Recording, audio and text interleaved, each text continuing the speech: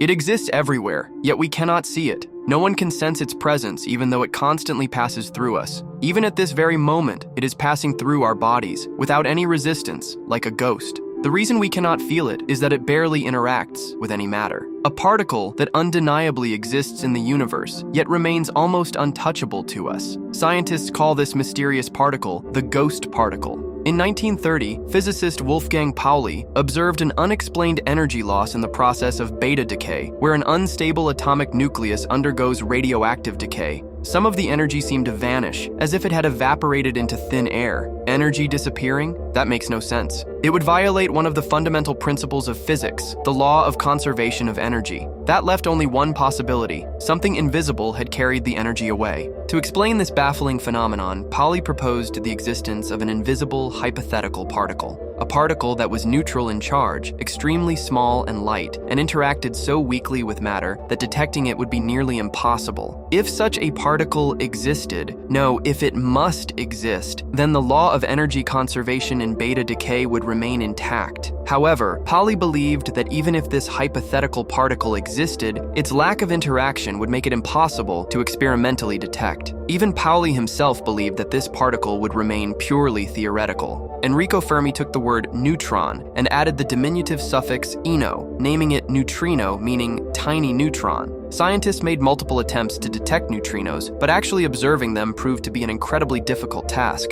26 years later, in 1956, Frederick Reines predicted that a nuclear reactor with intense fission reactions would produce a large number of neutrinos. He placed a detector near a reactor, one that would emit light upon interacting with neutrinos, and collected data for several months. Eventually, he confirmed that neutrinos were detected at a rate of about 3 per hour. This was a groundbreaking discovery, proving that neutrinos not only existed, but despite the challenges, could indeed be detected. In fact, neutrinos exist everywhere, all the time, not just near a reactor. That's because the sun above us produces 10 to the 38th power neutrinos every second. Some of them leave the sun, spreading out into space, while others make their way to Earth. At any given moment, roughly 100 trillion neutrinos pass through our bodies every second, without encountering any resistance. Initially, scientists believed that because of this property, neutrinos must be massless. But when scientists observed neutrinos, they noticed something strange. The sun emits an enormous number of neutrinos, yet the number actually detected on Earth was far lower than expected. Just as energy seemed to vanish in beta decay, some of the neutrinos traveling toward Earth had disappeared somewhere along the way. This mysterious phenomenon became known as the solar neutrino problem.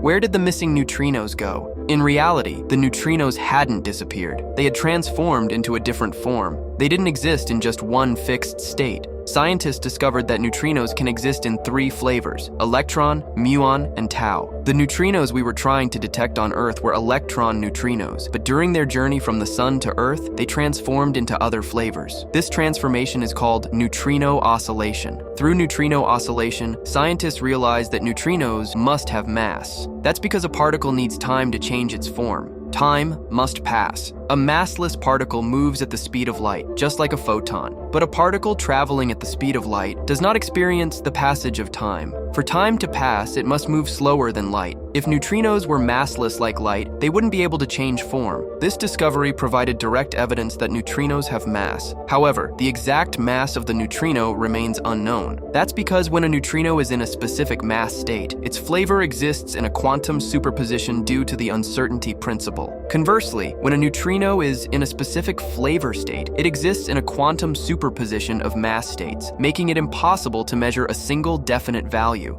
The mystery of neutrino mass and neutrino oscillation remains unsolved. A new theory of physics may be needed to explain it. Intriguingly, neutrinos themselves might hold the key to this new physics. Neutrinos are the second most abundant particles in the universe, after photons. Yet, paradoxically, out of the 4 fundamental forces that shape the universe, the strong force, gravity, electromagnetism, and the weak force, neutrinos are the only particles that interact solely with the 2 weakest, the weak force and gravity. This is why they barely interact with other matter and can pass effortlessly through anything. And at last, we have finally detected these tiny particles, the invisible travelers of the universe, neutrinos. Could neutrinos be the key to unlocking the universe's deepest secrets?